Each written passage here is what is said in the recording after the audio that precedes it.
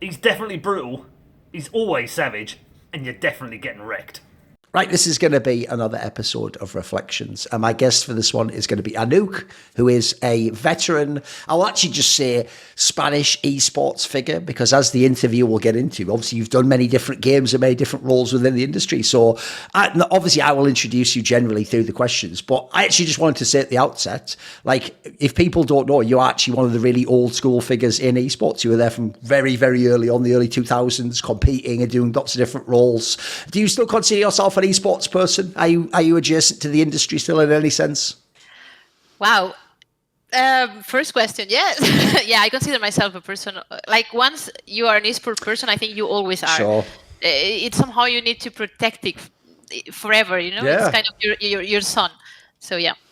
Well, I mean, one thing we could touch on there is I actually think maybe in the modern day, people do just think of esports as just, it's a normal part of life. But back then, in the early days when me and you began, it actually was very, very niche, right? Like, as you say, if you did it, it was probably a big part of your identity to be in this world.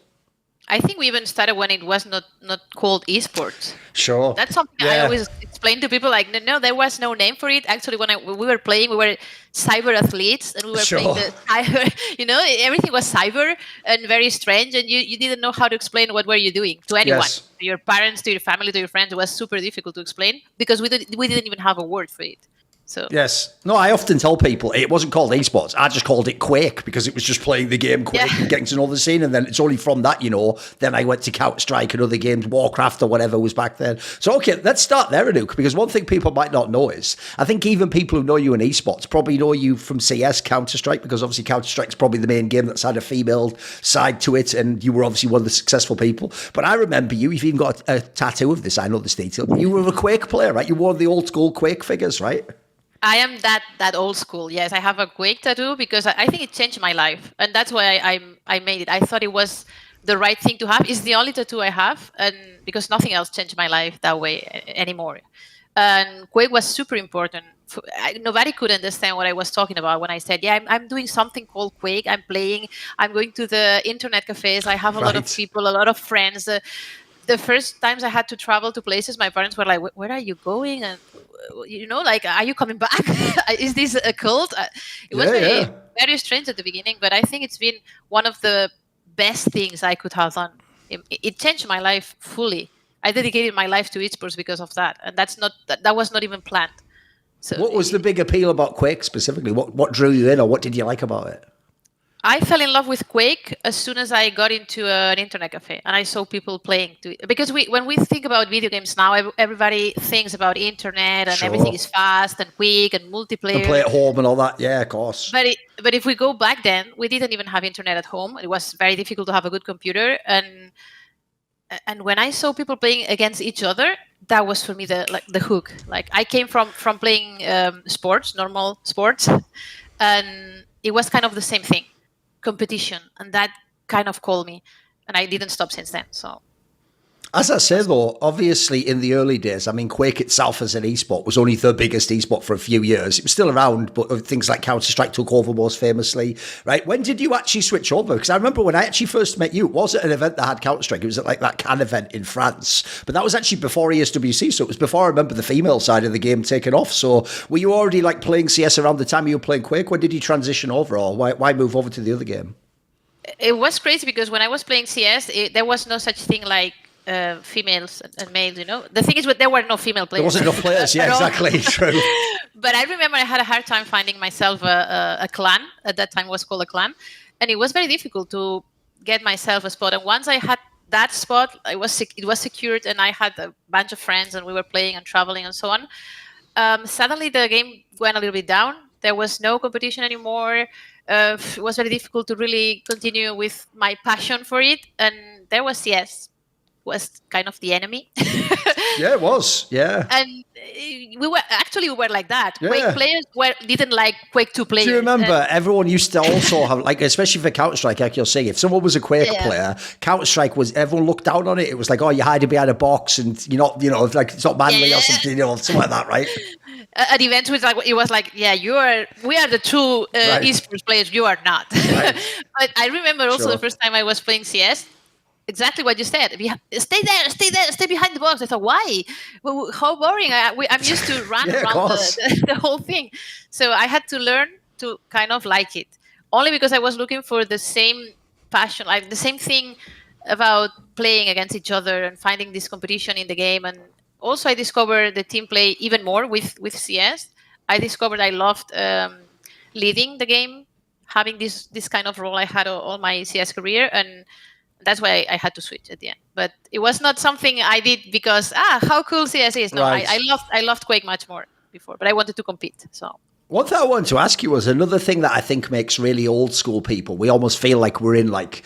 The term would obviously for you it doesn't work gender wise, but a brotherhood, like a fraternity, like it's a group of people that if you meet them. One of the reasons I always think that as well is because in the early days it was really hard to go to an event. Even like there wasn't many sponsors, there wasn't a lot of money. Like what did you do in the early days? Like I can tell you, I went to plenty of events where I didn't get paid. Like actually, I would even say just them paying for my flight was like, oh my god, I can't believe they're letting me go here.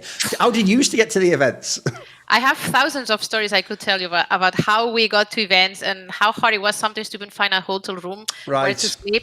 We even slept on a boat in Sweden.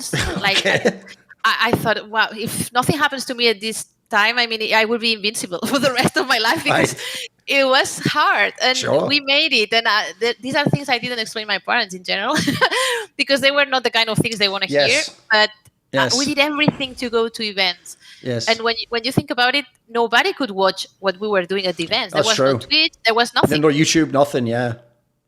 I mean, how could I be that famous at that time when we didn't even have Twitter or any social media, nothing. We were just so into it that we tried to find information on IRC, on different forums, doesn't matter. We were just looking for the information, trying to know who's winning by reading on a chat. Yes. 1-0, 2-0. Yes, she's winning. Scoreboard. Yeah, exactly. Yeah, true.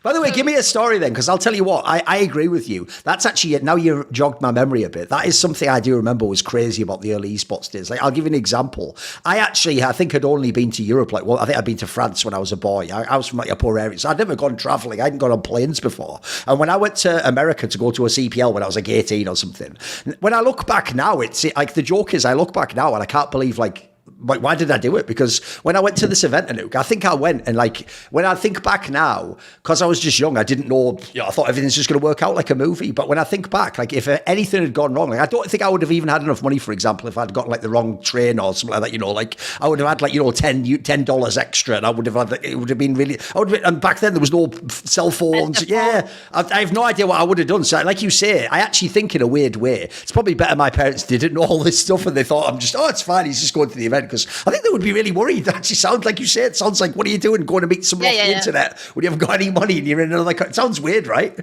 Yeah, and we were not even getting any money for it. Yeah. I was working for the CPL for a while in Europe. I remember when Ralf took over the CPL in Europe, and we were kind of volunteers going to events.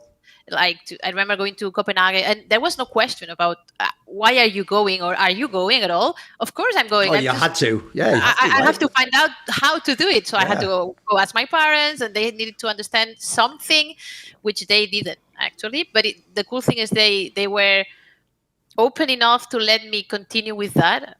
Even they didn't understand anything. And at some point I remember my father saying, well, if this is something you like and you want to do, just make money out of it. No, it kind of makes sense because until now we're just investing on it. So you invest hours, money, so it's time you get that in return. And that was a smart thing to tell me because I was just moved by the passion. I was going to Copenhagen just because I have the hotel room paid, and that's it. I had to pay the trip, I had to pay the food, I had to work a lot of hours to just help the CPL to make things happen there at the event. And I loved it because I was watching the game behind the players. Yeah. Right? I even played the CPL in the Quake times. I think we were the only female team that ever played the CPL. But that was something you needed to do. If you were a gamer, you loved to go to CPLs and you needed to be there no matter what. By the way, as you say, I actually remember when the first ESWC with the female tournament was announced and they had the teams actually arrived. They were all 5-player female. I remember being shocked by that because, as you say, in the early days of esports, if you went to an event, there might be in the entire building like 3 women. As you say, probably 2 of them probably work for the event, and then one's maybe someone's girlfriend or something. Like it was very much like nerds. Obviously, this was like really old school. When you go to events, what was it actually like to be one of the girls? Like on the one hand, I could see a world where people actually might be super lovely to you because actually everyone was a bit desperate for female attention at the time. Maybe they would be lovely to you. Were people harsh? What was it like back then, would you say? It's true that I was kind of alone many times, or we were just 2 or 3, but I've never felt any negative pressure to say like, what are you doing here? Something like that. In real life, I've never felt that. Of course, online you feel that pretty often, but still today. But I had a lot of good friends, a lot of support. I never felt an outsider. I get it many times, that question of how do you feel being a woman in this male-dominated? It's like, why is it male-dominated? I was there at the beginning as well. Yeah. So I feel it's mine as much as yours. And so that question is always something that, I don't like it. Yeah. But it happens pretty often. Still nowadays, over 20 years later, still have that question. Yes.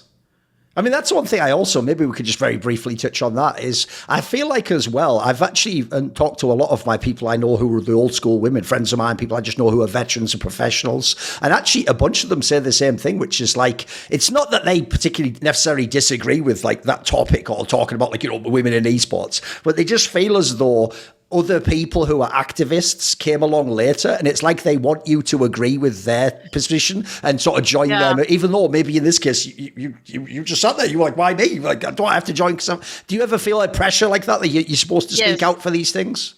I do feel the pressure, and at some point, a whole year, I decided to not to do any interviews because I had enough of people trying to look for the answer they would use then as a topic. It's like, no, I'm not going to answer you, and let me see the questions. I usually don't want to know the questions. I don't mind, but when this time I was super unhappy with the kind of press we were getting. Was just looking for the answer. And of course we have problems, but it's not about esports, it's about society. And that's the thing. I mean, we're not going to change it one day to the other.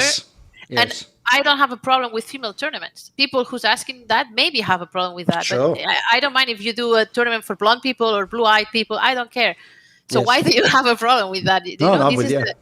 This is the kind of thing I don't understand. I enjoyed, I loved, I grew up a lot with this kind of tournaments. I never said no to other tournaments. We played other tournaments. We just were not on top. So we were not that seen. Yes. But we were still there. So. By the way, in light of this, let's talk a little bit about that. Obviously, ESWC was the first one that did the female tournament. And in fact, timing was very interesting because even the tournaments they did outside of the female things, they were already doing a lot of revolutionary things. You remember they were one of the first events to have it in like the theatres. You have an audience, like a lot of things that we take for granted now, right? When they did this women's tournament, did you actually know it was going to become a thing? Because for me, ESWC was almost like, how for the men in Counter-Strike, for example, the real world championship was usually like CPL. And you tried to go and win the CPL. And that was like the one every year you want to go to in America, right? Yeah. I always felt like for the women, it was the female tournament at ESWC. Right? That was kind of the yearly thing where you look forward to it, right? Yeah. ES World Cup was huge when they had this female tournament, for example, and everybody was looking to get the slot. And funny enough, in CS, we had over 12 female teams in Spain. Right. Wow. Now we have one. But there's less. Okay, it's gone down. Okay, right. So when people ask me, is it growing? I'm like, well, I cannot speak about Spain, and Spain is not growing. People are not or don't want to become professional players, at least nowadays. It doesn't mean they are not more female playing games. That could be, but they don't want to be, or they don't know how to be professional players, or they don't want to give all the time and effort that it needs, because people think that's like, I just sit here and go to an event. No. True. I switched my life fully when I decided to play video games. I stopped going out, and I lost friends because they didn't understand I was practicing for something. Yeah. So I think maybe that's the case, but we have less female players playing CS. Yeah, that's also another thing, aNouC, is I actually feel like people, funnily enough, I think a lot of this comes from politics, because I always think politics has that concept of divide and conquer, where you just talk about the differences between people and put them against each other, because it kind of, it provides heat, people are going to get interested in the conversation. But an example of this, I think, is, like you're talking about there, when you run a tournament, people might even today think, oh, the women who are in esports, they must just be here for like fame, money, you know, some cynical reason. But as you're saying, back then, when there was no money and no fame and you couldn't even watch the games, actually the girls weren't playing like, hey, just let us play. Like they actually were trying to compete as well. Like you're saying, like they were going pretty hardcore. I mean, I remember famously, a detail that might shock people is some of the female teams used to absolutely trash talk each other at the events and shout things to each other. Yeah, people were pretty spicy. Like, they were quite competitive. Yeah, it was a lot of fun. I mean, I love that. I love observing how the Swedish were getting better and what were they doing, and how the Chinese team came and just played aggressive as CD and defensive as T. I was like, what? Oh, they got me getting the wrong way around, right? I was like, we were waiting for them and they were not coming. So these kind of things were super cool. It's something, nothing can replace that time, that period. The beef, everything was great. And now that when I look at the players I had to play against, and they are still active nowadays, like zAAz. I'm super happy for them how they still, like, I think that's the thing they have to do. They love doing that, just keep doing that. Or when I see Potter now that she moved into that other position, the coaching stuff, in VALORANT, she's coach. Cool, she was a great player, a great IGL. So what I mean, there's nothing you can say about female being better or worse or whatever. Just prove it. Just do it, prove it, and that's it. It doesn't matter. It's not about the gender thing at all. Yes. Oh, by the way, another thing you referenced there that people might take for granted is in the modern day, even how much people are connected on the internet is so much more. Like, there's a million apps. We all have everyone added. I mean, as you're saying, back when this stuff we're talking about, there wasn't even Facebook. There wasn't Twitter. There actually, except for IRC, there wasn't many ways to connect. So another thing I remember thinking about at events was sometimes when you go to an event, that is the first time you're meeting people from those other countries. And like you say, someone from Denmark or Sweden or America or China. It was also kind of a very like... a unique cultural experience, right? Yeah, it was totally. I think now we are over connected and we have... Right, it's gone too far the other way. We have a lot of information, a lot of trash as well comes. You just have to, like, the job we have every day is not receiving information, it's deciding which information is relevant to you and not getting overwhelmed by the rest of things, which has nothing to do with what it was before. Like, we had no information at all. You needed to be very, like, I don't know if smart is the word. It's kind of looking for everything online. I knew everything about every player, every team. And like in my team, they were always asking me, who's that? Yeah, she's a player that comes from Poland. She was playing with this team. And, I had all the information. Now, of course, I don't have it anymore. But at that time, you showed you were part of the whole thing if you cared about it. If you were so involved with it that you knew everything, or you tried to be part of everything, or just be very proactive. We were very proactive people, trying to start new things, new business, new websites, new ideas, new... I don't know, I was writing a column in don't know which website. I created the LOEF, the League of Extraordinary Women, because I wanted to find the best players for myself. So let's make an event. Sure. This kind of thing. Yeah. Now, I don't see that now. I know what you mean. It's like, I mean, they call it like the entrepreneur spirit. Like you say, I think in the modern day, what people do is they just sit there, they go, we need this thing, but they mean someone else do it. Like you're saying, back in the day, if you want something, you just do it yourself, right? You just figure out the project yourself somewhere, get a few people. Why is that? I mean, that's maybe because we had the hard times and we learned how to do things. And now it's like, I mean, I get players. When I was working in an organization, they just came and say, so how much am I gonna get? I thought, what? How can you just ask for money? First thing you ask, like, it's what we needed to work for 15 years before you to reach that point. I was just getting a t-shirt from time to time from an or a mouse or something. Please. By the way, as you say, obviously there was a lot less connectivity back then. One area, when you said earlier, rhetorically, like how did I become famous in a scene like this? Well, one thing I do remember was, obviously BDS Andreas Thorstensen, who's one of the early people doing all the coding and stuff. I used to... sogamed for example. That's what I was going to say. I actually told him back in the day, dude, I don't think you know this, but if you ever look at the timeline, you actually invented gamer Facebook before Facebook existed, because it was basically the same concept, right? Everyone had the profile and you had the friends and people were messaging. It kind of was a precursor to things like Facebook. It was pretty big though, right? He made, I don't know if Facebook, but Twitter for sure. Sure. It was. I liked the look. It was it looked great, very didn't it? basic and if very you're an old nice. School gamer as well, it was like, if people don't know, they made it all with the text as it was on an old computer, right? It was simple but nice, colorful. Yes. You had your information. Everyone could stalk you. You could know who was stalking Sure. you at the same time. Sure. And it was a place to, maybe we didn't have that much the option to post things like everyday thing, Yeah. like it happens in Twitter, but it was a way to know the community. And in Spain, for example, Twitter is kind of that, just All right.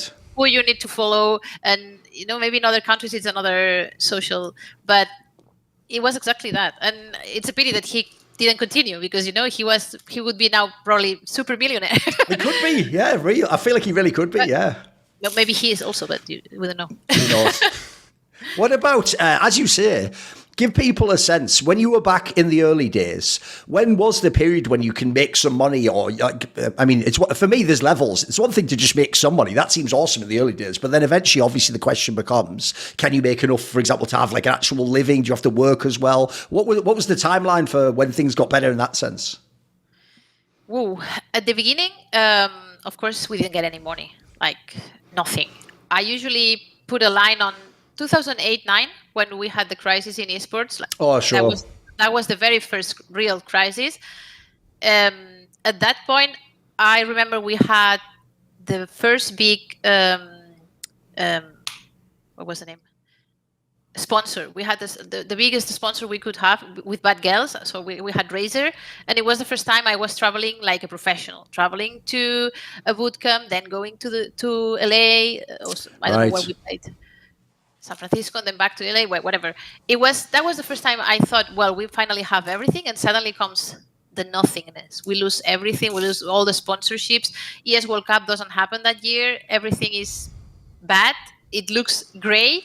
But at that point is when I always explain also that is when big creativity came again. And is when Justin TV came in, and then it became Twitch. And so everything that was needed to make the industry glow, it was happening at that time. So the crisis was basic.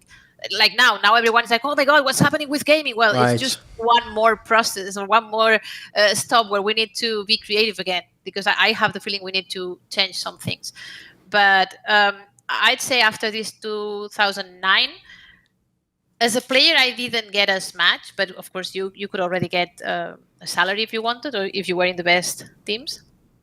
I had a friend that was already getting 2-3K, so he was getting a lot of money for a female team. And I always combine my gaming with something that had to do with gaming. So when I was still playing, having work with doing something else in eSport or gaming generally, right? I see what you mean, right? Maybe I was getting something from my team, but not enough to live out of that. And at the same time, I was maybe at Nintendo working as a thing like that. So, okay.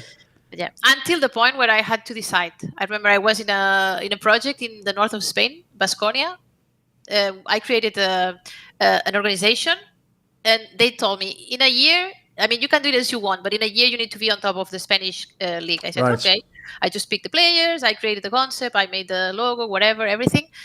And in a year they were on top.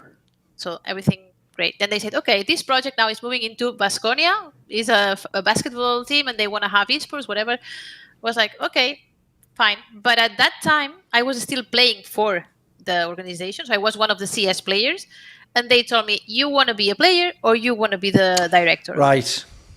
You had to make the choice which one to do, right? Exactly. I had to make the choice, not because I wanted to stop playing, not because I felt I could not play anymore or anything like that. I just thought it's the problem also when you're a pioneer. You don't know when's the moment. And everyone, when I was, 25, they were like, you still playing video games? How can that be? Right. Like, well, I don't know. I guess it's fine. Sure. So when I had this situation, I took the decision of, okay, maybe I have to move into the direction of the project, and that's it. But I always miss playing, of course. That's something. I mean, even when I'm 80, I think if somebody asks me to play in a team, I will say yes. No, I mean, I would say if people go and look up on the websites that show the results and stuff, right? You played for a long time. I think it's like 15 years or something in terms of just Counter-Strike. So I'm guessing by the end, you didn't think you were a top player. You just want to play because it's enjoyable to play it, and you still want to be part of the scene, right? Yeah, and I don't think it was that difficult to win, to be honest. I just didn't have maybe at that time the right team or the right resources. Like, there are many things to make a team work. People think it's just 5 good players, and that is not. You can have 5 good rifles and still lose.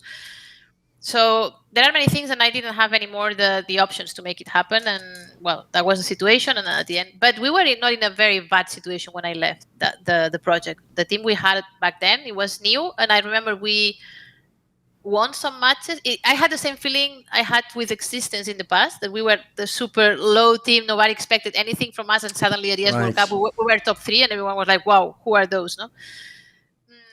But I just didn't have the right options to make it happen. But even nowadays, I watch sometimes some games, and I'm thinking I could make a team to win that. Right. Sure. I just don't do it. By the way, you know how I said at the beginning, I used to just think of it before it became esports as Quake. And so I even used to think when I first played the game, obviously I didn't know it would last like 20 years and there'd be all this industry. I used to just think, well, you know, if this game ever gets boring, I'll probably just stop playing it and go do something else. And I remember the key thing for me was when I actually did decide to start doing Counter-Strike, because as you say, it was considered like the enemy game that you weren't supposed to do both. You had to pick one or the other. And quite frankly, if you did Counter-Strike, it was usually that you were newer and you were like a noob and you didn't know Quake. And there was a whole thing built around it sort of culturally. But I remember when I decided that actually I was going to work in Counter-Strike, and I sort of like went from being like that, thinking it sucks, to sort of being, oh, okay, I see what this game's about. It's a different, you know, it's a bit slow paced. It's got like a tactical side. So I remember there was a moment I realized like, oh wait, it's not just about like Quake. Actually, maybe it wasn't called esports again, but maybe this is a thing I can do for a while. Like, is there a moment when you kind of decided, or you thought like, actually, this could just be my life? Like maybe this is the future. Did it seem at the early days like it was just going to be a few years? What was your sense early on?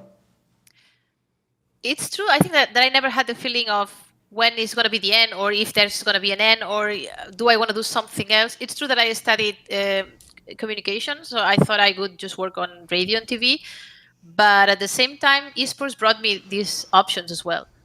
I mean, we have Twitch as well. If you want to talk to people, you can do it. Yeah. But in most of my projects, I had to speak to the media and defend my team or defend the brand I'm working for. So I've been related to that, and I never felt I was doing something different from one. I don't want to say plan, because I really don't plan that much. And it's funny that now they tell me, well, you know, your profile is 360. You've been working in every position in the industry. It was not planned either. Right. If people think that's planned, no, it's not. I like to change when I had enough of something, and I like to bring my experience to the next project where I can learn new stuff. If it's something I can do, I don't want to do it. So I'd rather, when they ask me, so do you think it's going to be difficult for you, that job? Yes, I hope so. I mean, I want to learn from that. Like when I had to go to ESL, like you have 22 national championships, make it one unique product. It's like, wow, 22 different countries with different games, different partners, different everything. So that's what I like, that it's challenging, that you have something new. Are you someone where when you do esports stuff, is there like a specific what's the best thing that you like to do in esports? As you say, you've done all these different roles. What do you think? Like, if everything was perfect, would it still be player? Do you think that will always be the deepest hook, as it were? Is that the most important one? I mean, player would be top one. Going back to playing would be because for me it's been, maybe it's a romantic thought as well nowadays, but it was the best time of my life. Right. In many ways. It's not that now it's not a cool time as well, but it was very, very, very nice. Traveling with my team that were also my friends, and even when it was difficult and I had to bring all the where are we going? I had all the papers for everyone. So my team was like a bunch of little girls I had to bring to places. And even that was fun. But I think I love my career. I love everything I've done. I'm super grateful that I had the chance to do. I'm just sad that nowadays it's difficult. A profile that is like mine, which is, I have to say, quite unique, but it's a senior profile. We are in a moment where it's difficult to find a position for a profile like mine. Right. Because people want seniority, but at the same time wants cheap. Right. And that's something that is not working very well at this time in esports. But I don't know if I answered the question. Actually, I just went from one thing to the other. It's all good. I've got a question. I'll segue to the next one. So what I would ask is this: as you say, in your career, you've always been very proactive. Like you went out of your way to become a pro player, to make female teams, to help organise tournaments, to do leagues, etc. Right? I'm sure at certain points in your career, you're obviously a very presentable person. I'm sure there must have been plenty of esports people who came to you and they cynically just told you, like, just be the interviewer or the girl with the on stage with the mic, or maybe hand the check to. So, did people ever want you as a woman to just do that instead, or just do some simple jobs to look good, as it were? Did you get a lot of people like that? I think maybe I'm not a case like the normal case. I don't know, but I've been very lucky. People respected me a lot in this. Oh, right. A lot. I felt always pretty respected. Maybe people hate me, but they don't tell me. Right. I'm someone that has been pretty respected in the industry, and I'm super thankful about that, because we don't like to get ugly things, ugly words on social media, whatever. I was even on a TV show here in Spain for a couple of months. It was a reality show for 2 months, 24, like Big Brother kind of, and I didn't get a single bad message. Oh, wow. Which in a way is bad, because if you don't make any polemic stuff, right, okay. Right. But I don't mind. I'm fine with not having this message. But it was weird. Like, why nobody hates me? Or openly hates me. Tell me this then. If you were on this show though, and people heard, I'm guessing on the show, what your background is, so what did they think of you on the show? Did people did they think you were a nerd or something weird? The show was about gamers. Oh, right, I see. Right. So it was fine. Actually, I did have one hater in my life, which was reported to police. But besides that, everyone else was super nice to me and respectful. And I always had very good words when I had to speak out about something or talk about the industry to people that didn't know about the industry, classes, lectures, doesn't matter. In any context, I always had nice words of thank you, welcome, was easy working with you. Don't know, I'm happy about that. But then, go on. Then you go into in-game and it's another thing. All right, okay.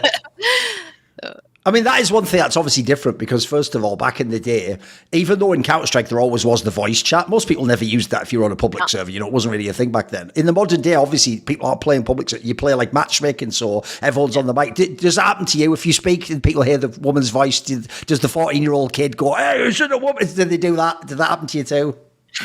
Still happens. Right. To the point that I don't talk.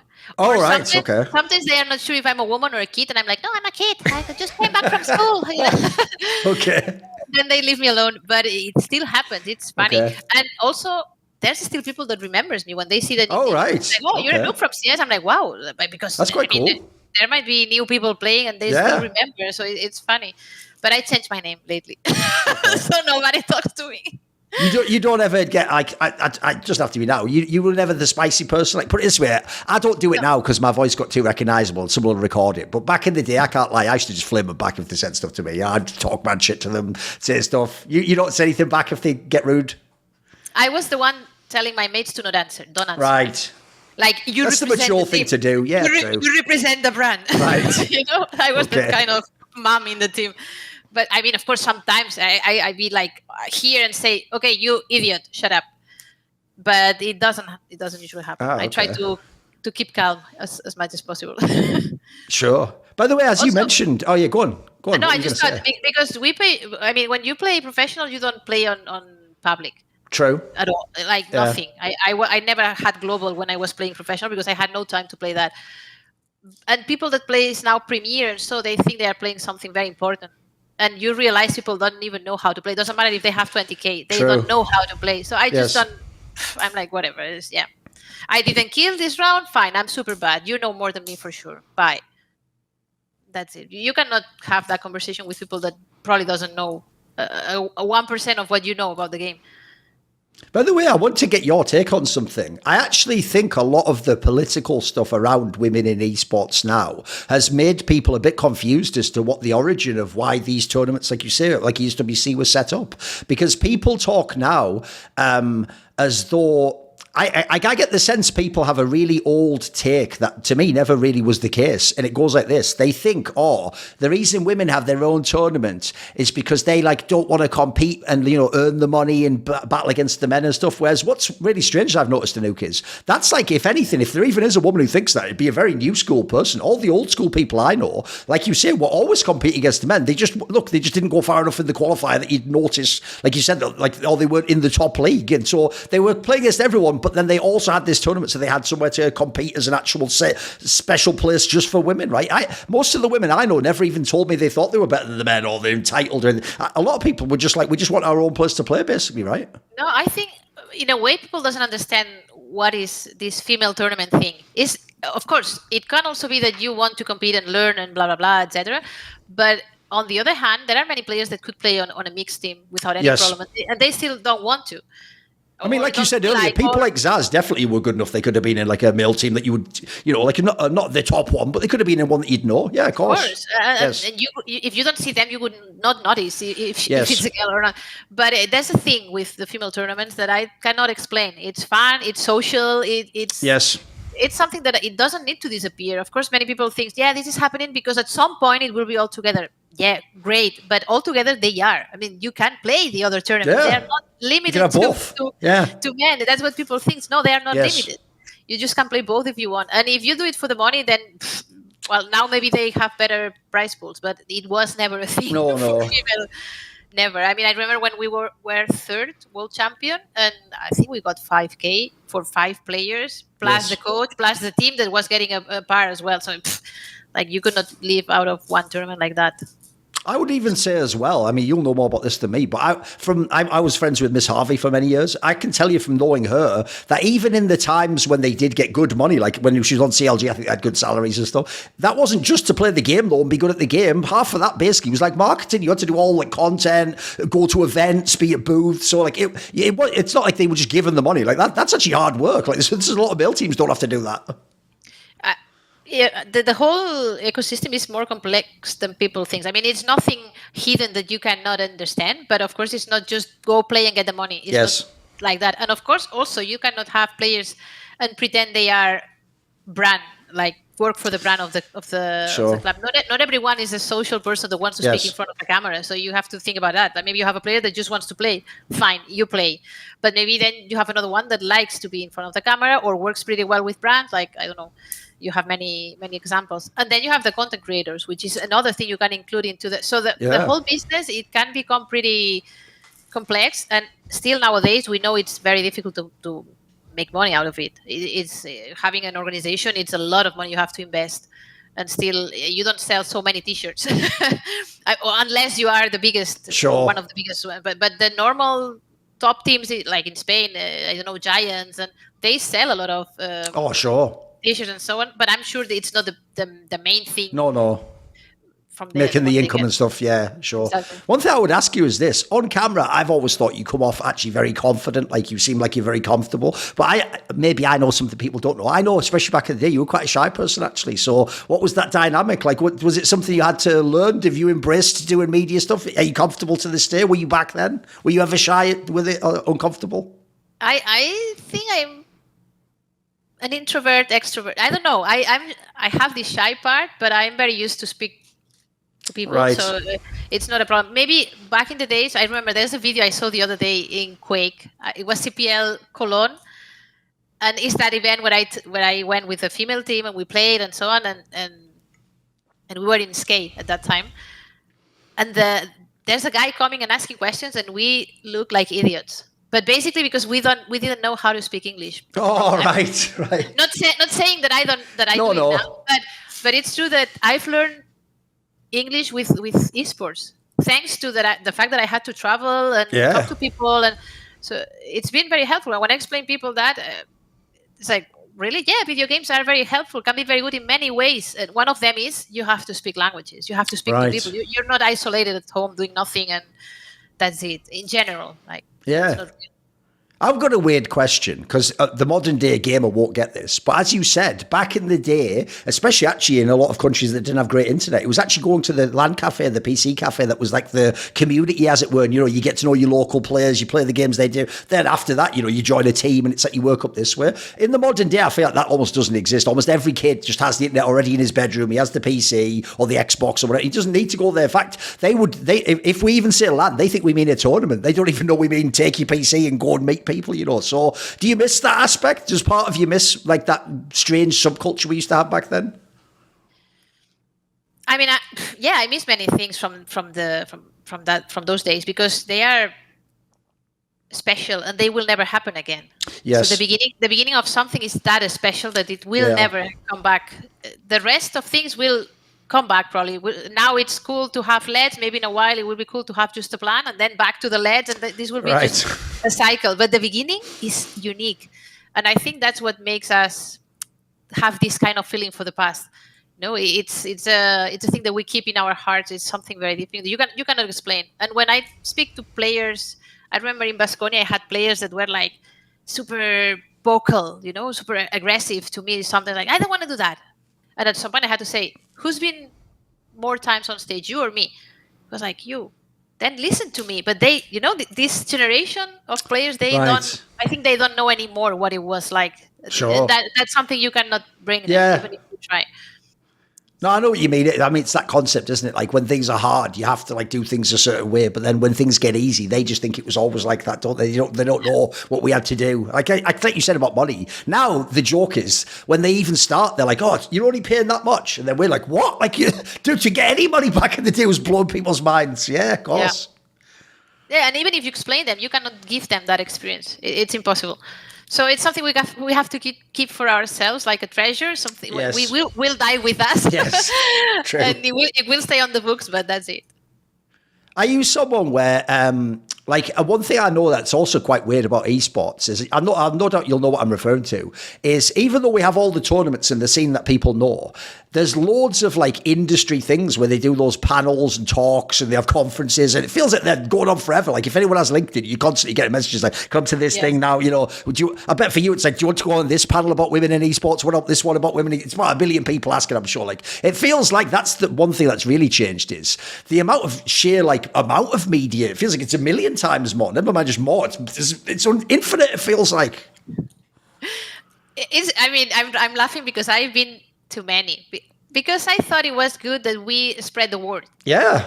But it's becoming a little bit of a clownish thing. Right. I have to say. And I was also today thinking about it because I see some panels where some people are trying to explain things that I had to explain them, let's say.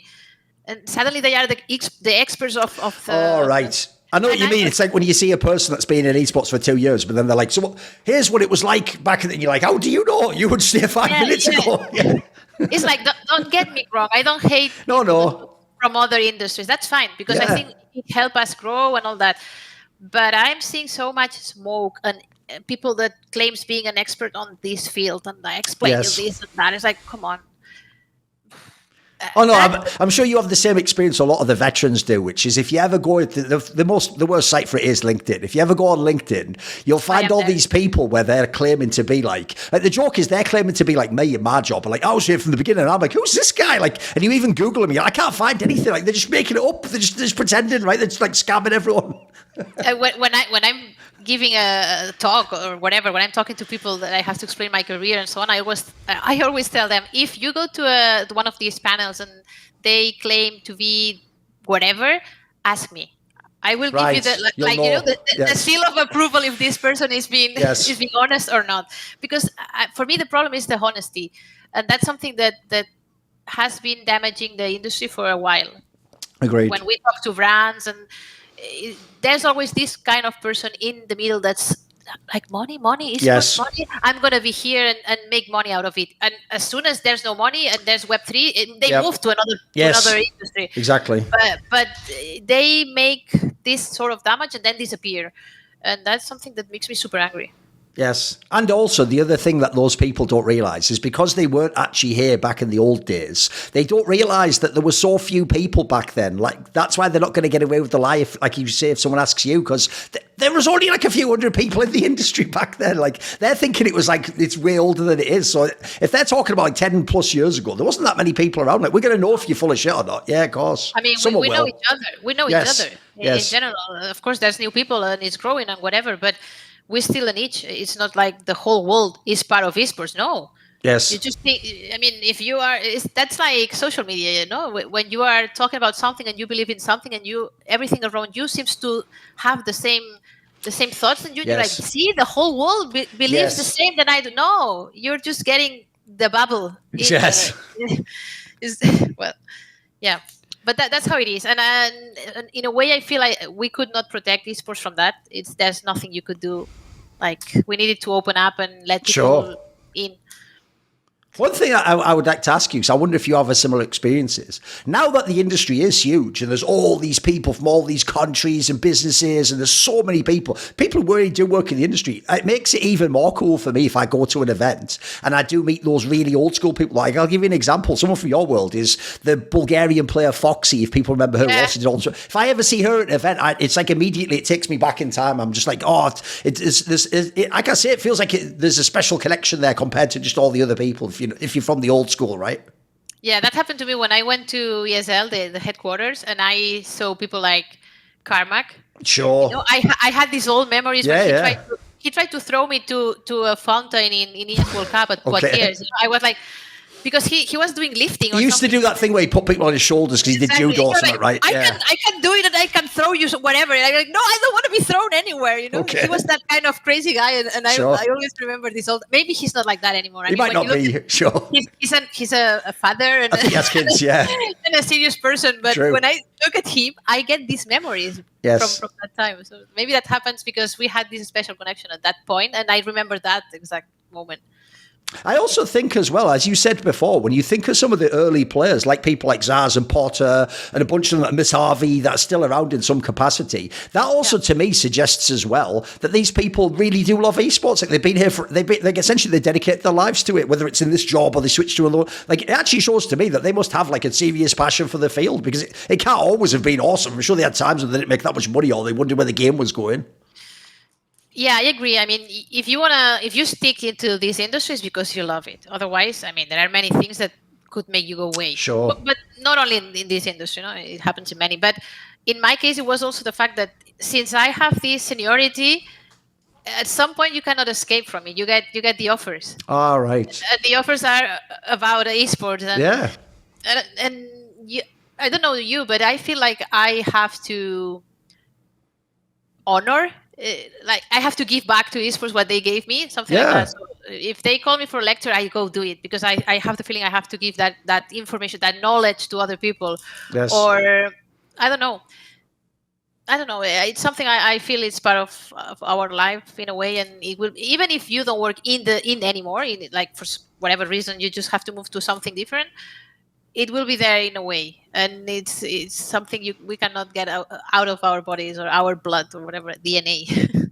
I think of it a bit like, as you said earlier, where like it's my game, basically. I was here so long. I also think to myself, if people come along who I don't think like, oh, they're ruining the game. It's like, it's my game. I'm gonna stay in my place and I'm gonna do my part. And I also feel like sometimes if you're really old school, you have a sense of what needs to be done that maybe the newer person doesn't. Because as you say, we helped build some of these things that are in esports now. Yeah, that's true. I mean, now that I see everything that is happening, I have these mixed feelings. No, I see everything that is happening in Riyadh, for example, and I'm like, in a way, I wish I was able to decide some things because, of course, with the money, it's not enough. So you need the heads, and of course, they did a right thing getting someone like Ralf for the project. But with one head, you don't do everything. True. And there's a lot of things that I don't know. I was watching the show, the ceremony the other day, and I thought. I could have done this differently. Right. But it could be wrong as well. You know, it's my view from it. It's not bad. It's just I see money, but I don't see the essence of esports. Sort of to say, yeah. I'd say even one thing I would ask you about, I feel like in the modern day, people just only ever talk about esports in its context of can it make money or does it have more viewership? It's that sort of it's infinite growth concept, right? But I agree with you. To me, the question we need to ask ourselves is what is the essence of esport? Like, why do we do it? Like, what do we want it to be? I think that's a way more important question than can it make money and look how many people are watching, you know? Like, because obviously one day it could have a bazillion people watching, but maybe it's lost its soul. Maybe it doesn't have the cool thing that made me and you want to do this when we could make no money, right? I mean, now they have a big challenge because everyone has the eyes put on that and see what happens and how it's gonna be, and people want things to work the right way as well because it means being stable as an industry. At least nowadays, not this year. I don't know what will happen in the next years, but I have the feeling that we need to reinvent ourselves again. We are just falling in the same things we were doing. Like ES World Cup was already very advanced. Yeah. If you think about it, they already had this ballet opening ceremony and all that. That exists already. Of course, not with thousand lights and fireworks and so on. But we need to. I cannot tell you what exactly. I should do a brainstorming probably. But I think we need to reinvent. It's kind of the 2008-9 crisis. We need to find out again new things, new ways. Don't know. We are at that point, and I think it's great when this happens. I mean, there's the opportunity to create new things and to make history, to make kind of the BTS, no, a sogamed moment. Yeah, say, that really stays in time. By the way, one thing I didn't ask about is in the early days, I'm pretty sure Spain had pretty bad internet in the early days, right? Wasn't like connectivity quite bad? If you wanted to play either like anyone outside of Spain, I'm guessing the ping's really bad and stuff. What was it like back then? In Spain, it was very bad. When I started playing, well, first of all, I had a modem, the kind of modem that the really old ones. When someone would call, you could just hang the game. I was like, no, who's calling now? Yes. And I was the person going to all my neighbors and getting signatures so I could get a better internet. So they could install it in the building, right? I see. Yes. Okay. And there was a cable only for me falling from, until everyone was like, what is that for? Okay. Okay, no worries. It's going to be fine, you know, sure. All the news. And at that time is when I realized, okay, now I have better ping. Now I can play with the good ones because my goal was playing in SK, for SK, against SK, because they were advanced as well in time.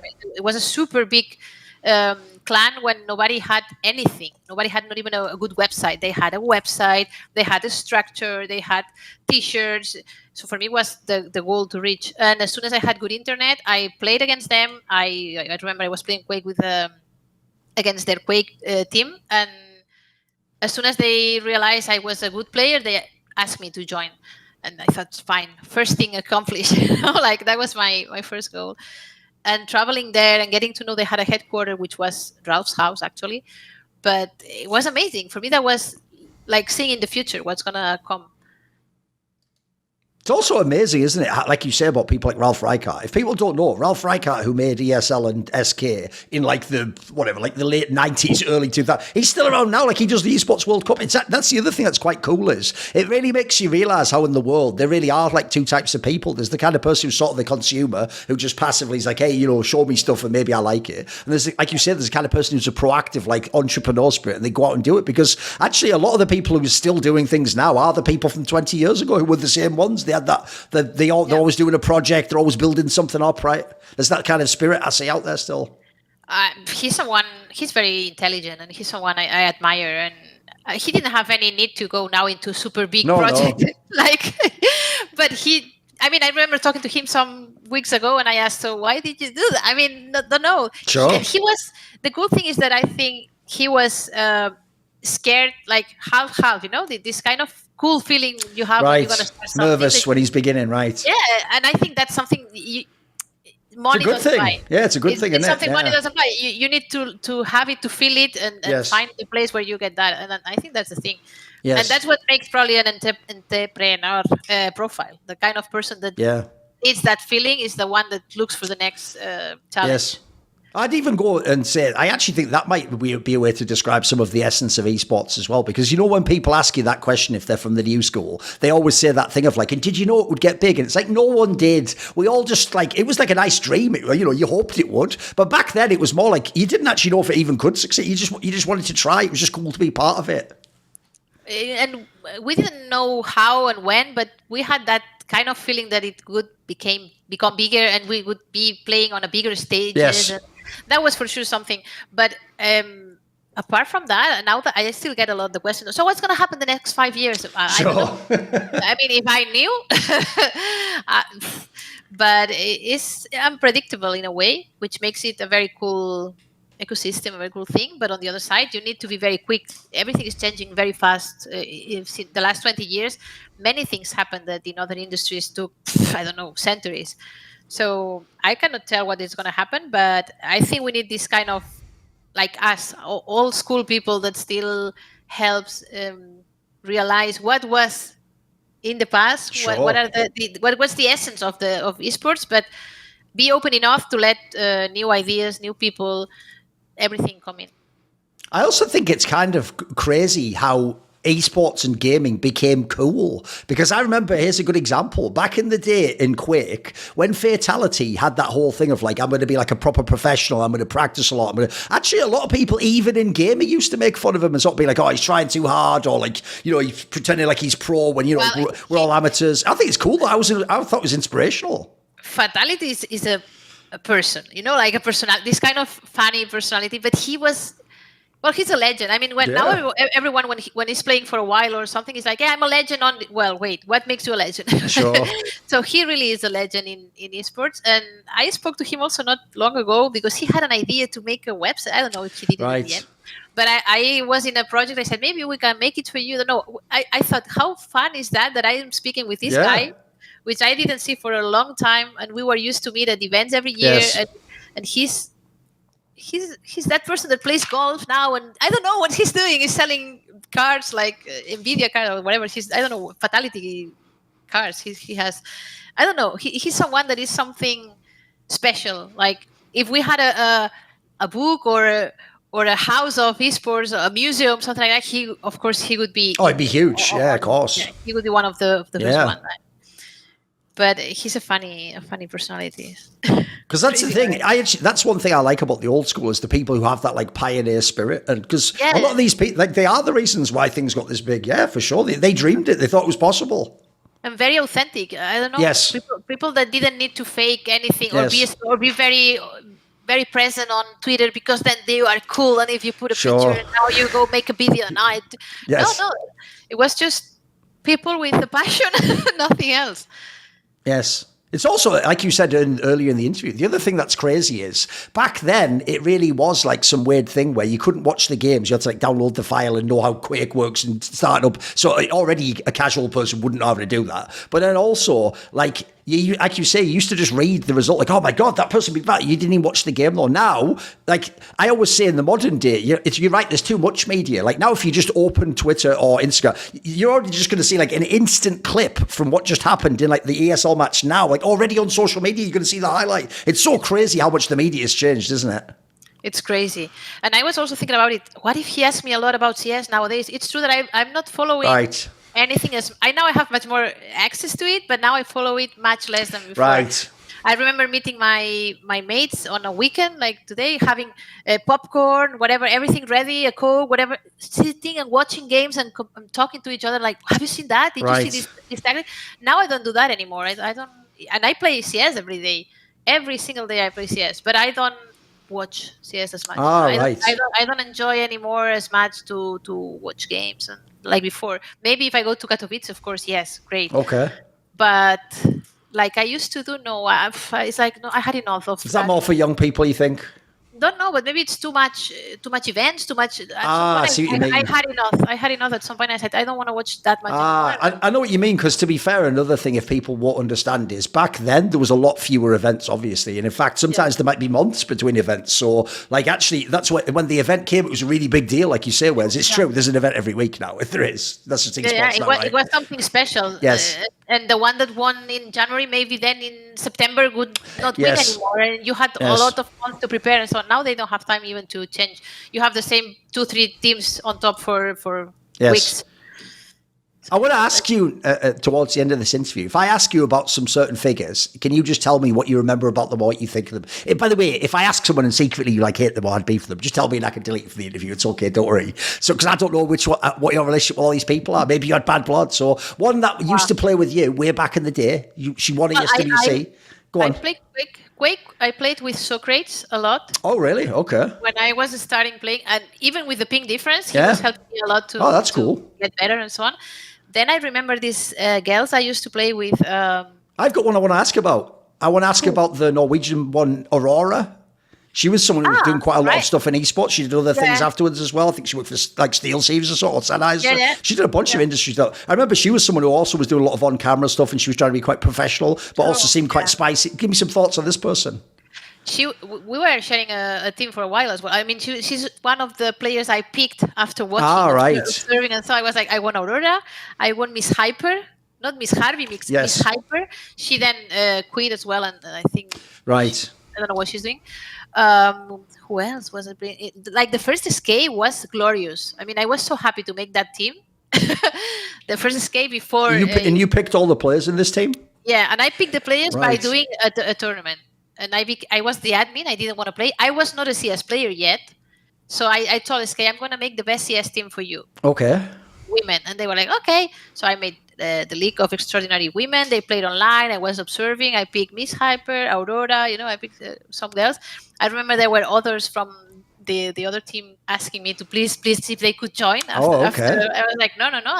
This is my lineup. Okay. I mean, I came from Quake. I was not someone I could say maybe in CS unless I had an eye on. I always had an eye on knowing who is the good player or who's going to work with who. More kind of making the social dynamic. And I made a good team there, and it worked like Atalante and Ivy, 2 French players, 1 Norwegian, Ellie, and Miss Hyper were Norwegian, and Denmark, AurorA. And then you just started playing and put yourself in the team. I put myself the 6th player, so I could learn from them. Oh, right, I see. That was my tactics, and they teach me a lot of things, of course. And I was traveling with them. I was sitting behind them. At some point, I started getting more active and telling them this or that as kind of sort of a coach or support. And then I started playing myself, and I created the Spanish team. Yeah, I wanted to ask about that because, as you say, that's actually one thing also was shocking. I understood when they first made the female tournament that you'll have mixed rosters because there's not that many people around. You were able to make a completely Spanish team. Was there actually a lot of women playing in Spain back then? When I had enough knowledge and I knew how to play and so on, I thought, okay, language is going to be an extra for us. Right. So if I find 5 Spanish players, and because if you have 5 players from different countries, even if they all speak English, it's not the 100%. It's going to be a bit awkward, yeah, sure. So I found these 5 Spanish players. We always were finding the 5th was always hard because when we had one, then this one left, and then one came, and then she was not good enough, whatever. So it was a struggle for us. But when we had the 5 players, it was magic. Communication was super quick. I don't know, we got a dynamic that was very good, and within few months we went to ESWC and we got 3rd that year. And it was like, wow, who are them and why did they do it that quick? They were just underdogs. Nobody thought we could beat BTV or Les Seuls or any of these super big teams, and we managed to do it. So go on. The language was one of the keys. Right, that helped. That was what helped you have an edge. Right, I see. Yeah. What about, obviously, some of the people you compete against? What about actually someone like zAAz? I always tell people, I don't think people are aware how long she was playing. I think I even saw, if you go on Wikipedia, it does that thing on the front page where it'll say, on this day in the past, this person won this tournament, whatever. I saw her on there, only maybe a few weeks back. It showed she'd won a tournament, and I clicked it. And it was about, 15 years ago or something. It was quite a while ago now. She's pretty OG at this point. Who was this person? Because I've always said to people, if someone, another preconception a lot of men have about women's Counter-Strike is that they're all just going to be little girls and be all polite. Dude, zAAZ is really spicy. She'll be shit-talking people for sure. Yeah. Give me some thoughts on her. She also has a personality, and she's a fun person to have in the team. She, for example, yesterday she was talking on social media because she now joined a Brazilian team. All right. And she was just the sentence is perfect. It explains who she is. When I see a very good team, either I beat them or I join them. Okay, that's a good line. That's a good line. That's zAAZ, pure. she's a competitive personality. She's a very smart player as well, so she can outsmart the game. And I think she's also very good rifle. I mean, she's good in general. She's a complete player. She's very good. And if you know where to put her and how to play with her, like Giuliano did, for example, they both played together for a while. And when you know how to use the player as an in-game leader, then you have a super killing machine. And that's zAAz. And zAAz, the thing is that she started pretty young. I think she was 11 or something. Yeah, I think so. When she started playing. And that's why it seems to be like super long, because she's still young. Yes. But I played against her. I mean, we were at the same time. Even one of my mates, aNouC, she played with her in Fnatic afterwards. So, yeah, we had her. Not long ago, she even told me, I think I want to move to Spain because Sweden is super cold. Right. So, sure. Yeah. What about when I used to work for SK Gaming? Our team actually was one of the really successful ones. It was the American team, obviously, with people like Alice and Porter, like you say, Miss Harvey, all these players that people might remember. Benita, if people know all these names, they're actually pretty big names in the scene. Was some of these people you particular friends with or stood out to you, etc.? I think I had a good relation. When I mean good now, but at that time it was this relation. They were rivals, right? Exactly. And we said hi to each other nicely, but we hated each other in a way. We wanted to beat each other. And I remember when we went to that ESWC that was in the States one year. 2008, I think. Yeah. San Jose, wasn't the one in San Jose? You mean? Yeah, exactly. We had to play first in Paris to get a slot, and then we went to San Jose. Right. And in San Jose, we were winning 14-1 against them. And we just lost the game. Oh, they came back and won the game. They came back. They were super, like their mental was strong. Right. And ours was not strong. And every round we could not make the 15. Okay. It was, I mean, I was fine at that event, but you're a team. So if you have two of the team just out of the game, it's super difficult.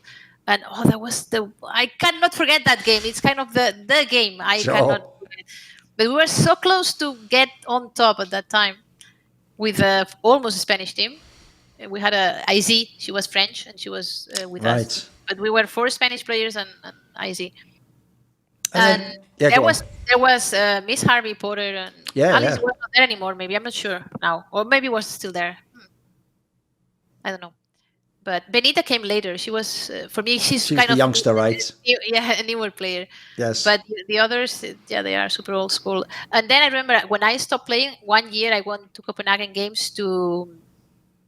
It was kind of casting, but I had no idea how to do it, and I just had some papers, and I knew a lot about the teams. But if you don't know how to cast a game, you just don't know. Yeah, sure.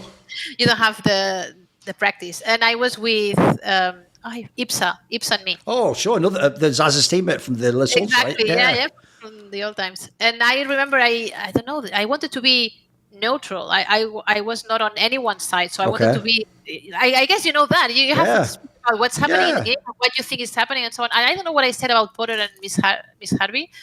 That when I went to the toilet and I just crossed with them, they were like super angry with me. Okay, they thought you flamed them or something. I don't know. I said something they didn't like, and they were angry and like looking at me like, yes, as if you know what to say, or as if you know how to cast or whatever. I don't know what. But I felt like, wow, what did I say? I don't want to do that anymore. Because I like having a good relation with people. And I didn't mean it in a mean way. I don't know. I felt bad for that. But after that, it's everything good. I mean, I spoke to them other times. If you go to an event, and it was like a tournament like this, do the modern day female players recognize you? Do they know your name? Do you think you have like a legacy with them? Nowadays? Or if you were to go now, would they recognize you, know your name, do you think? Some in the same way as if someone went to a tournament who's a boy now, they might know who like Heaton is or Get Right or something. Would they know aNouC, the name? Yeah. Some good know me. For example, Jenny R. There's a Spanish player playing on Big. I know she's someone that has me as a referent. Ah, right. And we never played together, but she knows who I am. Sure. Or Anna from this same team than zAAZ. She's the one who worked with DreamHack and stuff later, right? Exactly. Yeah. I think when I stepped down, she came in, something like that. Right. So I don't think we ever played against each other, but she knows me, and she's someone that that knows who I am. But not everyone, of course. There might be super young ones that don't know. And in VALORANT also, some players might know me because we met before, but Right. By the way, I actually do want to ask that question. Is I feel like in the modern day, true, some of it's because they have the Game Changers tournament and stuff, where obviously they put a lot of money into the scene where women can play. Do you feel as though in the modern day, is Valorant a game, do you think that women play more than CS? Is there any divide in that sense? What do you think? I think so. I mean, I don't have numbers. Sure. But it's true that I meet a lot of, or much, I don't know actually, because you don't know by name. But if they speak, usually I meet much more female players in Valorant than in CS. Right. And I have the feeling also by looking at this impact versus the Game Changers, I'd say we have more players in Game Changers. Right. Than in CS. Do you like Valorant? How do you compare Valorant to CS? Because again, here's the problem, aNouC. A bit like we were joking about with Quake. Because currently I don't do Valorant much. I'm doing the Quake thing. I'm being elitist. Like, it's not as good as CS. Like, but it's just people's personality. So, do you actually like Valorant? Do you like it? I mean, of course, it was the new enemy when you have to think about that. But on the other hand, I just have to say I wanted to play it. Fair enough. Because it was a period of time where I didn't want to touch CS. I had that period, that time where if I don't compete, I don't want to play. No, so I've been for years not touching any CS, and I started playing some League of Legends, even. And after that, when Valorant came in, I tried Valorant. Of course, it's not CS. Sure. And if you play one and then you switch to the other, you might be super bad because it's different shooting and so on. But it has its cool things. I mean, I like how, for example, as an in-game leader, you need to think not on the shooting, but on the abilities. Oh, true. Yes. There's a different element in there. And CS players tend to think on shooting only. Yes. Or the players I play with are like, you're not using your ability, or you're not using your ability with mine. Right. Which is the smart way to use it. Yeah. Like I slow down and then you do that, whatever. But CS players don't think about that, and they just play by. They might be very good because they shoot nicely, but not because they use the abilities the right way. If you play League of Legends, what role do you play? What role do you like to play? Of course, I'm a woman. I play support. Classic. For real. You just play like. Are you doing the meme? Or you just play like Janna and Lulu or something? What are you doing? First, I wanted to be ADC. The first thing I wanted to do, but they told me it's difficult. Start with support and then you switch. So I did that. And at the end, in CS, I'm also support. I'm the person that reads the game, that helps with an aid, that flashes around, that tells them what, I'm not shining, the kind of... No, but using your experience, right? Yeah, you're using what you know about the game. Yeah, makes sense. I'm this kind of player. So I'm more... I don't know. I remember myself rotating 7 times because here, there, here. I'm support. He flash here. No, I go back there. My God! And the rest, they just had to kill. That was usually it. Yes. Actually, there's something I would ask you. Obviously, in Counter-Strike for the men, actually, we only just, in the last few years, went to all these mixed nationality rosters. Obviously, everyone used to just be from the same country, all Swedish or all French or whatever, all Polish, whatever. So I would actually say in the modern day, men are now discovering some of the things you were referring to, because in the early female scene, there obviously were a bunch of mixed nationality teams. I think the other thing for me is it's not just important how good the player is in the mixed nationality team or if they can speak English. It's that sometimes you have to have like the right cultural mix too, because like, for example, pick a random country, like maybe the Polish player would talk shit and be a bit more aggressive than, I don't know, the Swedish players, the obvious example, like, do you feel like being in teams also taught you a lot about like how different people are from different parts of the world? For sure. Playing in these kind of teams helps understand, and going to these events, traveling. I remember having conversations with the admins in the ESWC also, because I was not agreeing with something, whatever. Right. So I went to tell my thing, and French people are like, the rules are like that, and sure. So you learn how to talk to people, and it's a nice thing. It's a very cool thing. I loved it. And in teams, I also had this player. What was her name? She was from an East country. Well, or Angelka, for example. Angelka is a player I also played with, and she's from Macedonia. Where's she from? Okay, Macedonia. Right. They speak pretty boom, boom, boom. Right, okay. And she always seemed angry. Oh, right. But she was not angry at all. She's just that's the way she speaks. And, right. Yeah, but but I love her. It's fine.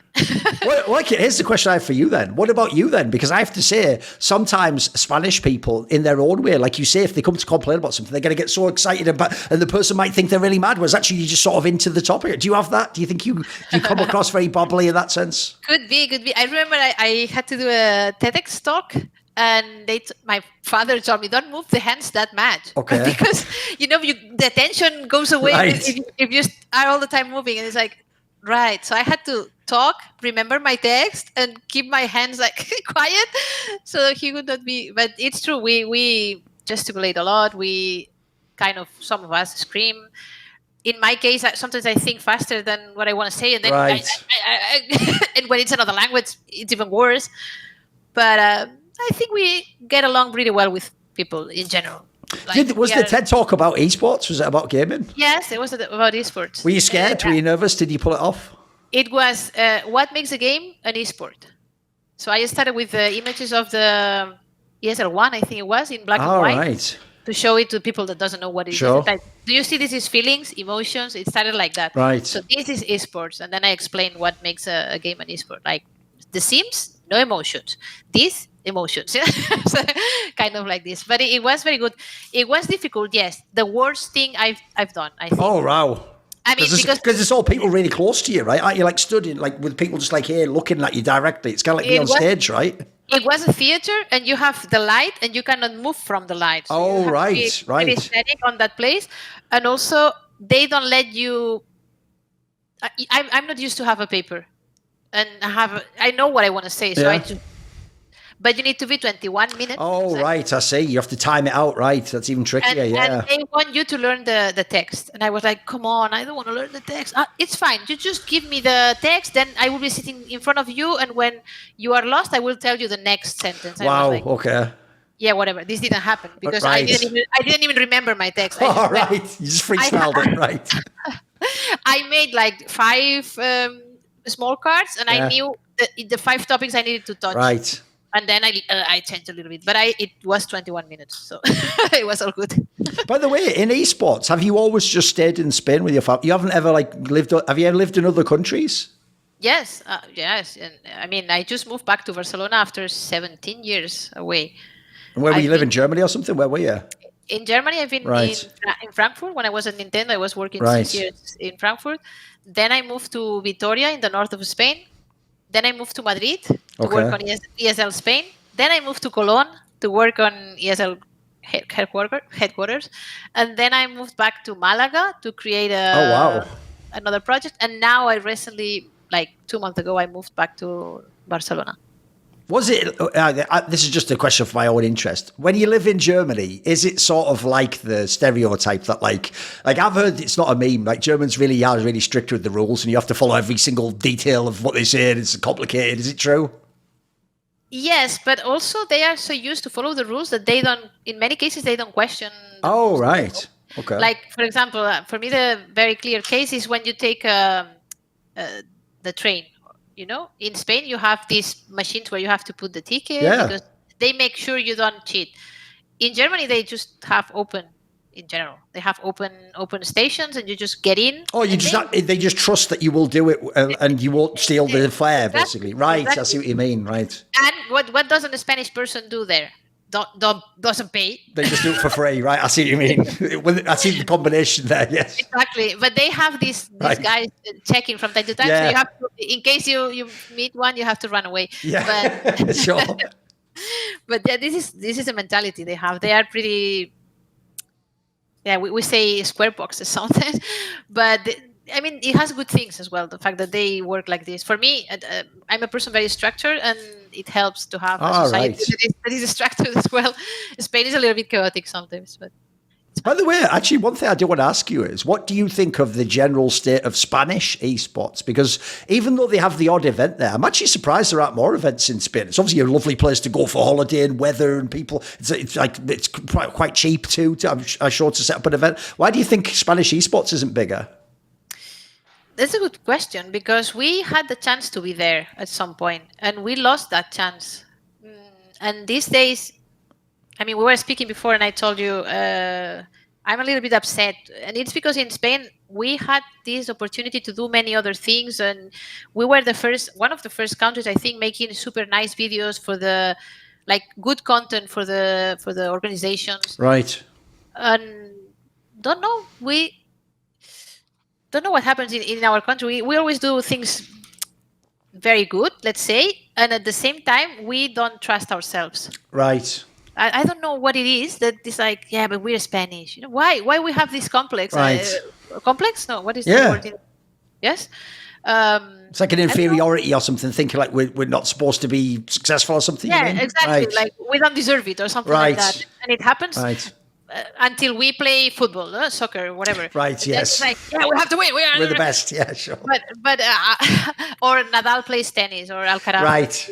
There we Yes. are the super kings. Right. But on the other things, someone made us believe we are not good enough or something like that. And that's something that is stuck in our society for centuries, I'd say. And yeah, I think we are very capable to do many great things and start great projects, and we could be the head of the train as well, but we are not. And the last few years, I have the feeling that also we lost. I don't know. We lost a lot of teams. They closed. They decided to. Right. Or they went away, like Esports, but there was a while we went from one side where everyone wanted to invest, like without any headless, like nothing really planned, but let's make a team. And I was like, no, don't make more esports clubs. It's not needed. We don't do something different. But well, from that to now we have two big ones: the Koi, Mad Lions, Movistar, whatever. Yes. Oh, some huge ones now. Yeah. Giants. They're the two huge ones because they has these spots on LEC and so on. But it's the only professional level, like huge level outside that managed to go outside of Spain. The rest is kind of quiet. In my eyes, it's very difficult to make money out of this and keep the structure working and so on. And when we talk about leagues, we also have LVP now. Like this is actually one of the reasons I asked the question, aNouC, because to me, I work in League of Legends, and in League of Legends, the LVP, if you ever watch the finals, that has more viewers than if you go to the LEC finals, which is a level above, because loads of Spanish fans, and also, like you said about Mad Lions and Koi, etc., the fan bases of these teams, they're huge. Like, they have loads of really active, not just fans, like engaged fans who will like reply to a thing and buy a jersey. I feel like it feels like there is an audience there if you can tap into it. I think also Ibai happened to us. Right. So in a good way, he managed to make LVP great and have a lot of viewers because he was a great caster doing this whole. He moved people, but now he moved into other things, entertainment, La Velada, this boxing stuff, and so he still moves people, but not only in esports anymore. He's just going aside from it. So, and people who was maybe confused with what is esports and what is not moved along with that. I don't know if that's one of the reasons, but. I've been working with brands a lot and agencies and so on, and something they struggled with was the fact that the brands ask for doing something with Ibai, for example. Oh, right, specifically him, right? Exactly. So that's why I don't want to say it's a bad thing because it's great that I know what you mean. he did that, but we don't have that many. You don't have 10 Ibais as well. There's only one Ibai, unfortunately. Yeah, exactly. There's only one. But if you have, 100 companies that want to invest in esports, and 70 want to be with Ibai, there's a problem. We need to create more things. Let me ask you this way then. What if I say this though? In a way, aren't you part of the success of Spanish esports? You're representing Spain in all the things you've done, right?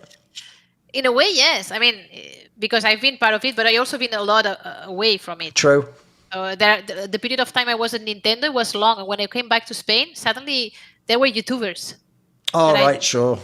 That didn't exist before. Yes. Like El Rubius, one of the biggest ones in Spain, and I was like, "Who's that people? And why are there so many people making a huge queue outside of venues?" Right. Who they want to see? No, El Rubius. What? Well, these 6 years of difference in Germany, nothing like that happened. Right. Not that big or not that I knew of, I don't know. But in Spain, content creators exploded in a way that I've never seen anything like that before and that quick and that crazy. And living abroad disconnected me a lot from Spain in these kind of things, like knowing. I mean, of course, you have the people and friends and so on, but when you come back, if you've been living abroad, you come back and you missed everything on your Yes. street, but everything Yeah. on the country as well. You don't watch the TV, you don't Yes. follow. So You said earlier in the interview, I mean, it sounded like actually your parents were quite supportive. You even said your dad told you, like, if you're going to do it, make money from it, which is kind of cool. Because obviously back then it was usually the opposite. Usually people's parents were telling them, like, it's a waste of time, get a job, don't bother with that. Right. So in this case, I guess they weren't negative. But what did they think about the fact you actually have had like a 20-year plus career? You've had like a whole career doing it. Are they impressed with it? well, they know I'm stubborn, and they at some point they decided just go. All right. They had to do it right. Okay. But I mean, they saw me also suffering with esports, and they know how much it meant to me, everything I was doing. It was not, at some point I told them, I'm not smoking, I'm not taking drugs, I'm not going out, I'm not drinking alcohol, I'm just playing video games. So what is the problem? And they were like, well, you're right. I didn't stop my studies. I did my everything. So why should I have a problem by doing that? No, okay, it's fine. They helped me a lot traveling because I didn't have money myself at the beginning. And they paid like these phone calls from France, for example. That was a lot of money. Oh, it'd be really expensive back then for sure. So, yeah. Like, what did you do? Well, I called 2 times, but Yes. So they were very supportive, and even I remember the year when we were talking before about this year to the States that we went to play to San Jose.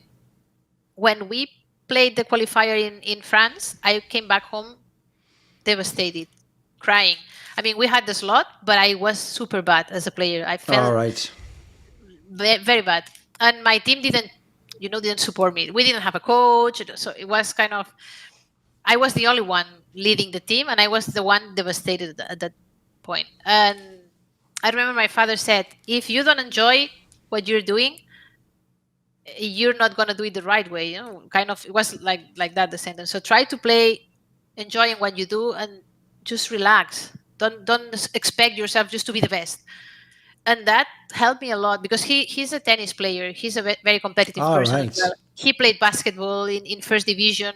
He's still now with 80 years playing chess in a very high level. So he's someone that could understand what I was talking about. Don't put that pressure on you. Just enjoy and go. So then when we went to San Jose, I followed that. I had that in mind, and I enjoyed.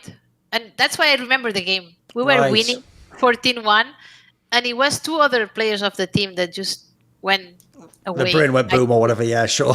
Disconnected from the game, sure. And I was like, but I was happy in a way that I managed to come back and come back personally. I mean, mentally. To be there even when the game was not going the right way, and I've learned a lesson here, and that was very important for me. So they've been supportive in many ways, in not disconnecting internet from the beginning, and then this kind of thing. So.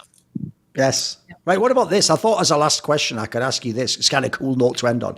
If you had a wish, what would your wish for esports be? What do you want to happen? What would you like to see? In the towards the future, right? Because otherwise I could start all over again. Okay. Let's go back in time. Yeah, because if we would go back, I think I could even enjoy it even more. Things that I was kind of giving for even granted. the bad things or even the weird things, you just enjoy it all. Everything. I mean, I would do everything again, but because I could maybe. Like, it's not going to be forever. At that time, you think, when you're young, also, you think it's going to be forever, everything. And when time goes by and things are gone, and it's like, oh my God, it's gone forever. Sure. So, but looking into the future, I wish that we manage again to do this like in 2009. So now it's again the time to have a 2025 that starts very different in a good way, that we managed to find the right way again for the esports, and that it continues growing and being this super nice and strong and great industry we have in our hands, and that is ours. Yes. At the end of this interview, do you have a final message? Do you want to say hello to anyone or thanks to anyone? I'm thankful to everyone that was in, also the people that thought I could not do it, or that thought that I don't deserve because I had this kind of hater that I told you before that. So what did you do to get there? You know, it's like, well, I can explain you if you want. Just don't hate me. I can explain you. Or also to the people that comes to me now, like 20 years old people that tell me, I want to be where you are, you know? Okay, then I give you my job. You give me back the 20 years. So I will do. It's like people need to understand that everything is work. You need to work for what you want. You need to put energy, effort, time. It's not only about putting money on things, but give it all if you want to be part of this and make it grow and be someone relevant, because many people is just they want to be part of this whole thing. Well, then put yourself on it and then you will be part of it. Muchas gracias. Oh, de nada.